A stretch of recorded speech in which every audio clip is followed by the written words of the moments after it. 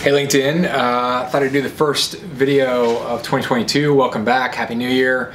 Right now, obviously writing goals and plans and things like that for the month of January, for the first quarter and all that kind of stuff. I'm sure the same as you. And one thing I thought I would just throw out there, I was saying it to my team and something I say to myself, but it's important to write goals, obviously. Some people don't even do that. Some people don't write goals. So you've got to write goals. You really need to write it down. You really should write it on paper. It's not just me. I've seen zillions of people who are very successful say this. Write it on paper. A lot of people sometimes type it on their Apple Notes. I love Apple Notes myself, but when it comes to writing down goals, pen and paper, write it down. And you can convert it to paper. You can convert it to a program if you want to write it up, but write it down, pen and paper. Don't know why, I just know that that's super sacred.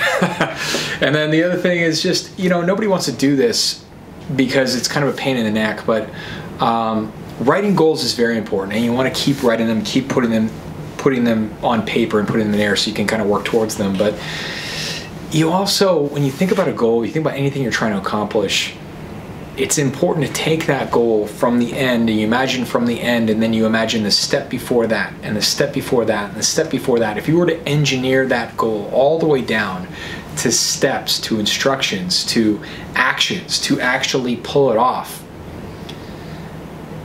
make it so you could just do it, right? Not just like, oh, I have this goal to do blah, run a triathlon, or do a triathlon.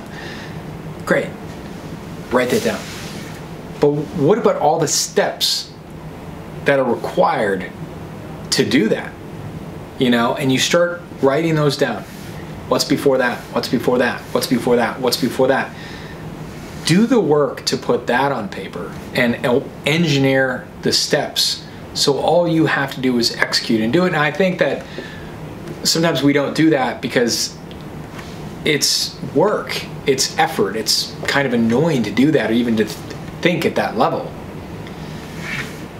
But I think that if you did that on all of your goals, the probability of you getting them done and getting them accomplished is much greater, you know, because then you would just have to execute it like a recipe, you know. And I think having goals is great. Writing goals down is super important. That's going to help. That's better than nothing.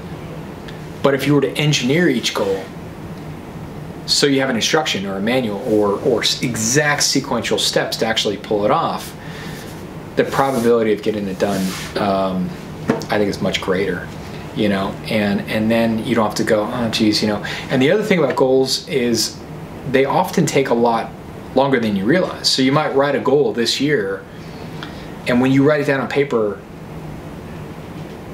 you may find that 3 years from now you pull it off, right? You may look back on a goal you wrote 3 years ago, oh my God, I did that. But you didn't do it in a time frame that you wanted to get it done. And I think the shortcut to that is to engineer the goals so you can suck the time out of it, essentially collapse the time. So it doesn't have to take 3 years. So something to think about. Hope that helps. But I would challenge you to write your goals, number one, and number two, engineer the goals. So you have actionable steps broken down specifically for each goal, as accurate as you can make it. Obviously, there are things you might not know. There's things that are going to come up that maybe you don't know. You got to solve. You got to figure out along the way. But using the doing a triathlon example, I think there's a lot of things that you probably could write out and figure out so you get closer to actually pulling it off.